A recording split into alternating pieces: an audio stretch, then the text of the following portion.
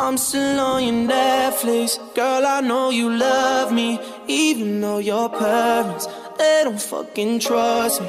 They probably alright though, I know I'm an asshole. No reply to all your texts, girl, I do you mad cold. Like you're just dying to drive, but you can't find the keys now. Looking for God, put you down on your knees. I'm all that you want, but not what you need, girl, why? Tell me, why do you still love me? Why do you love me?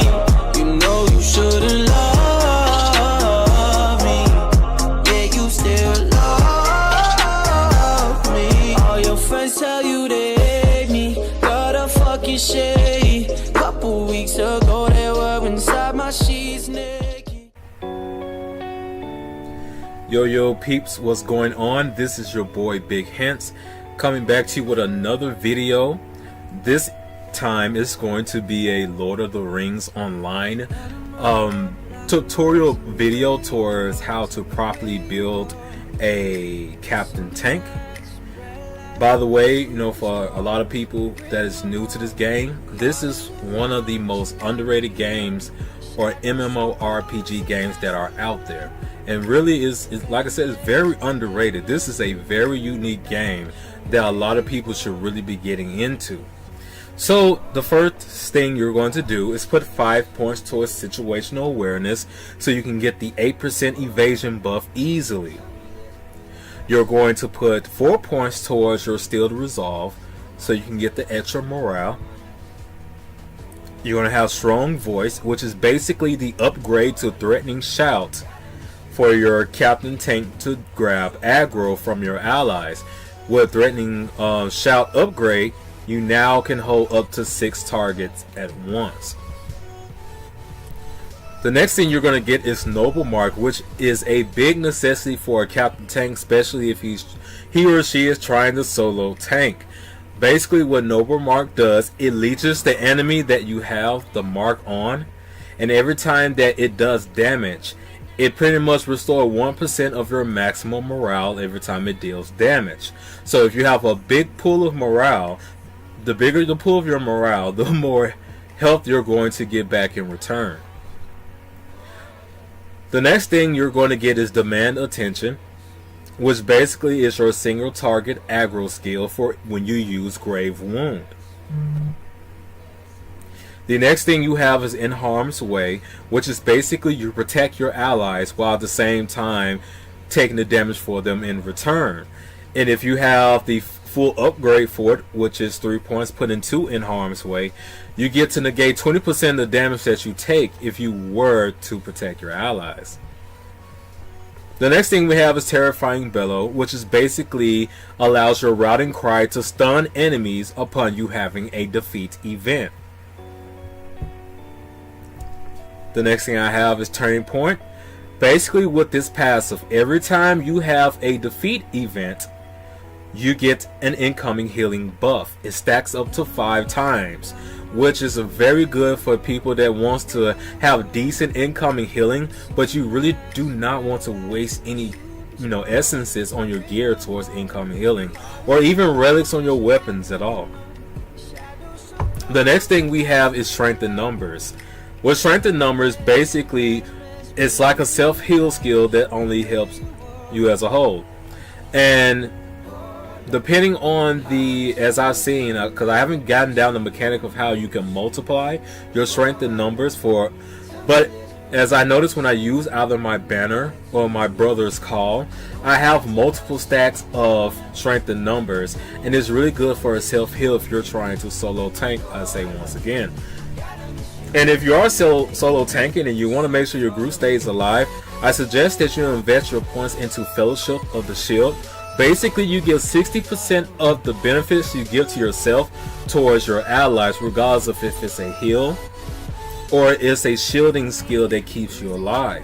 Now, some yellow line captain tanks believe that they actually lose a big portion of that buff if they were to do it, which doesn't motivate a lot of captains to go into this. But actually you do not. You actually sustain the buffs that you have. You're just giving 60% of it to your allies while holding on to the full benefit of that buff that you're giving away.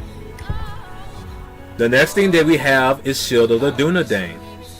Basically, you negate 75% of the damage that you take from all sources of damage, and you get incoming healing as a buff as long as that shield is on you or even on an ally.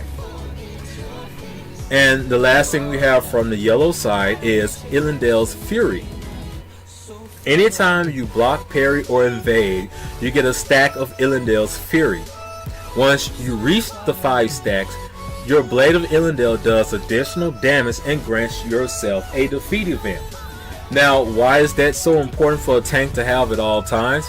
One, as a tank, if you're properly gearing yourself, you're supposed to have some form of block or parry, at least parrying, because I think that is the main thing that is for might, for a captain, since that's their main stat, block and parry. And by you blocking and parry, even if it's a partial block and parry, as long as you block and parry, you basically get a stack of the Elendil's Fury, and you get yourself a defeat event. And as we going back to Turning Point, defeat events grants incoming healing. That is a very, very big thing to have if you want to keep your heals up at all times. So, you know, you may have the incoming healing from the yellow line, but where are the heals going to come in? Where are the powerful heals are going to come into play? So before we go there, we're going to go to the red line and we're going to get martial prowess. It will allow for you to swing faster, which helps you try your best to generate aggro.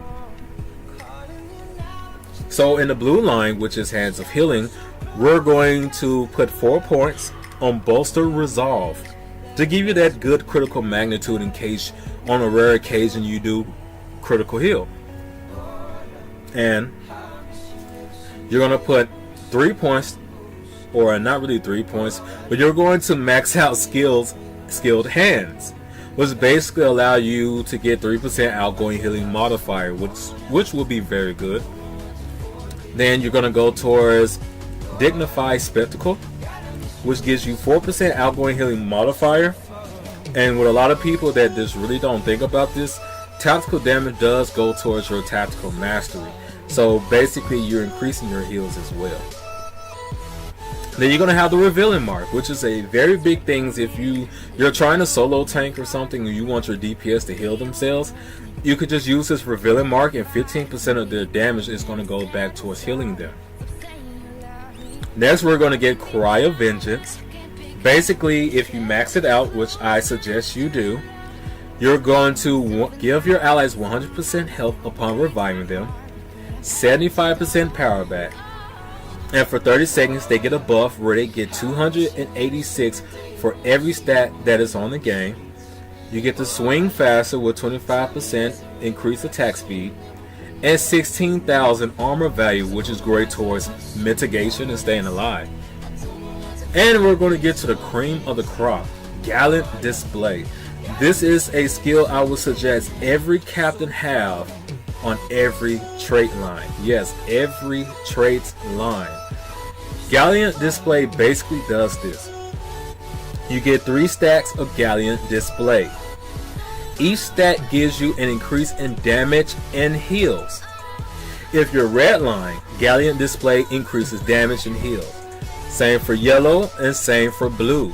This will be very good for you to not only heal your allies to generate aggro, but increase the heals that you put out so you can generate even more aggro. And getting to the end, we're going to get Astute Hands. Usually if you were to put 5, increase it up to rank 5, you can still unlock the Muster Courage. But because of the fact that we need as many crits as possible, and we're going to get the tactical critical multiplier, we're going to max it out to 6. And lastly, we're going to get Courageous Courageous Convocation. which is basically your Muster Curse can heal now. But it's only for you, not for your allies. Back in the day when it was level 65, 75, and even 85, a lot of Captain Tanks use Muster Curse for self-healing purposes, especially if you're doing PvP. This is really good if you're trying to be a great survival solo tank. So now that you've seen what I do in my trait tree, which I'm going to let you guys look at it again, we're going to go into the next thing, which is my gear setup, which is going to be very simple and straight to the point. It's really nothing special when you look at my gear. I pretty much have my mitigation pretty balanced. Even when it comes towards my light, I have it all pretty balanced. As you can see, I have this earring, which you can purchase from the vendor that sells the jewelry for, I think it's the Elf Smith, I suppose that's who it's from. I have tactical mitigation earrings, and which I plan on, I will suggest people get 2 of these types of wrist, which is parry and evasion. Only reason why I haven't really just replaced this one is because I like the critical defense that is on it, and it's not really a big deal for me, and I will explain why very soon. Also, I have tactical mitigation rings, and lastly, this is my pocket item. And the last thing when it comes towards mitigation I have on is really my pants, but everything else is really towards resistance and vitality, or probably a minor critical defense here and there. But yeah, pretty much the only reason why I stack so much vitality, as you can see here, you get morale, resistance, and non-combat morale regain. And the non-combat morale regain is not really a really big deal, since you have food that can get it back up a lot faster. But that health and that resistance is a very big thing if you're doing COS or AOM. You know, vitality will be a big necessity. You stay alive longer, and you have pretty much the resistance to keep you up as well without having so many debuffs on you. Unlike like a Guardian or something like that, you know, Guardians have the ability to remove probably up to 4 to 5 debuffs all at once. Prior to a Captain, we have a Muster Curse that will probably remove like 1. You know, that's not enough for us. That it really isn't. So it's important that we have good resistance. But yeah, this is pretty much the armor that I have. I'm going to go through it one more time so you guys can see it.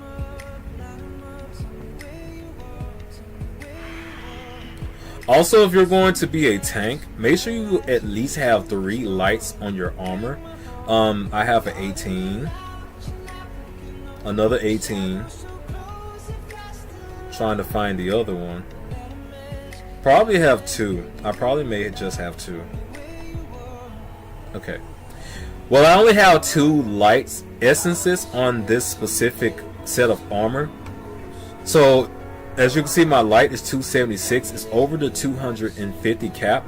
But if you're going to do something like AOM tier 1 or tier 2, I would suggest you try to hit the 300 mark. But if you're like a sturdy tank and you have a really good group, you probably may not have to do that. So we're going to get into the next portion, which is the rotation. What is the rotation of how you play with this class? Now, this is not including any other form of buffs, which is your 2 arms, your Shield Brother Call, your Standard of Valor, Shield of the Dunedain, or even In Harm's Way. I may imply an idea what you can do with these 2 skills, but for now I'm just going to give you the basic survivability of how you're supposed to start off in a fight. So what you're going to do, usually captains love to start off with Battle Shout, which is understandable if you're a healer or DPS. But in this position, you want to try your best to get your buffs off as possible. So the first thing you're going to do, you're going to use your Noble Mark on an NPC. Now you have your skill leeching health from your ally to return 1% of your maximum morale to yourself. After you use your noble mark, you're going to go straight into battle chat. So just like this. Now you're in a battle ready state. You have opened up an event for your improved Sure Strike. Once you hit Sure Strike, you're going to get On Guard, which gives you 5% more defense, parry rating, and negative 10% power cost. So after you use your Sure Strike to give yourself a defensive buff, you're going to open up with Pressing Attack. Me personally, I suggest people to use Pressing Attack because it's an AoE that you can hit multiple targets. If you're hitting a single target boss, I really still suggest you use Pressing Attack because you're not hitting the enemy once, you're hitting the enemy twice. So that means that you're going to generate more aggro from using 2 hits instead of 1. So once you use Pressing Attack, you're going to open yourself, as you see, Battle Harden. Battle Harden is basically one of the most overpowered things that I've ever seen on a tanking class on this game. Basically, without any effort, you can use Pressing Attack to open up into Blade of Illendale. Once Blade of Illendale is active, you have Battle Harden, which allows you to pretty much reduce the damage of almost any attack by 15% and give an outgoing healing modifier to heal your group a lot better. That is very overpowered for a solo tank. So I'm going to go into it and show you the rotation that leads into Battle Harden. This is only for buffing yourself and your allies.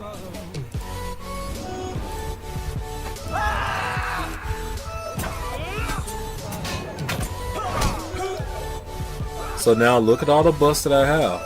I have On Guard, I have Situational Awareness, and I have Defending, which gives me the armor value from using Sure Strike. That is just a quick rotation on how to defend yourself when you're trying to buff yourself and your allies. Now I'm going to go into how to properly generate aggro if you're trying to pretty much hold attention from your allies. So with a captain tank, you do not necessarily just throw your aggro skills out willy-nilly because you have to time them wisely. With tanking on a captain, what you necessarily have to do is generate aggro when your ally steals your aggro. So once your ally steal your aggro, then you use your force taunts. Like I said, you have Grave Wound, which is a single target. You have Threatening Shout, which is an AoE if upgraded. So this is how you pretty much start it off. And also I am including buffs, also like I just did before, except this time I'll be showing you how to hold your aggro. And I will explain. First, you use Rally Cry and your allies to generate the first hit aggro. And what I mean by that is, once you heal your allies, the first person that heals the most, which is going to be the tank, you're going to be the first person they run into until your allies attack the enemy. So I'll heal the group first, then use the regular rotation. The Noble Mark, Battle Shout, Improved Sure Strike, Pressing Attack. Now that you have your buffs active, you now need to hold aggro because your allies have stolen it from you. Battle Shout only because your ally stole your aggro. Then you go back using the same rotation.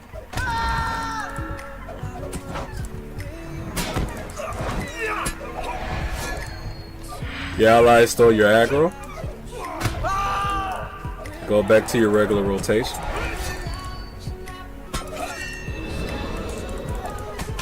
And let's say one enemy walked away, but he's not the primary target that you were attacking before.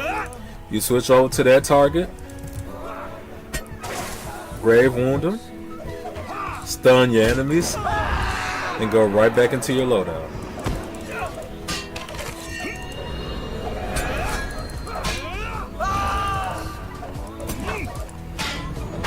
You lose aggro, threatening shot, and stop popping your heals. You lose the target, grave wound. Go back to your rotation.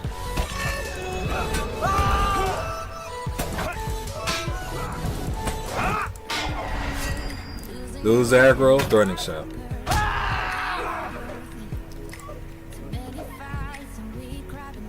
Okay, so the only reason why you're probably wondering why I haven't showcased how I'm going to use the other buffs is because of the fact that anything that you use on this line is really situational. It's not really anything that you need to use to properly, sustain your rotation. I'm basically showing you the way to do it without using that is because you need to make sure your tank is sturdy without trying to use these buffs at all times. Because there could be a time you really need these buffs, and if they're not there for you to use, it's a chance that you and your group may end up wiping, and we do not want that to happen. So that is why I'm showing you the proper way to tank without trying to use your buffs all the time like that. And like I said, as long as you have battle hardened, your defense is so good that you do not have to worry about if my tactical, my physical mitigation is really just high enough like that. True, you need to work on your mitigation, but at the same time, if you that person that just want to overcap on your mitigations, you don't necessarily have to do that because you have battle hardened. Battle hardened makes sure that you do not have to do that. So yeah, this is pretty much my demonstration on how to tank with a captain. I'm going to further update this soon because I know I wasn't able to put in a lot of points that I really wanted to talk about, but I just wanted to give you guys an update on how to properly tank with a tank. I will be doing a video also showcasing Nearband 115 tier 1. I'll be solo tanking it, so you guys will see that you do not necessarily need 2 tanks. And I am a captain tank, so if you guys are, familiar with that instance, there's a portion that captain tanks have a big issue trying to tank with. So yeah, this is my demonstration on how to tank with a captain. If you guys have any questions, please like and subscribe to my channel, Bighence, and that's what the capital B. And also, if anyone that is on the Brandywine server and you want to be a part of an amazing kinship that will also lead you on how to play with a proper class and how to actually do an instance like you're supposed to, please come to our kinship, Wardens of the Dunedain, WOTD. Like I said, this is your boy Bighence, and I'm out.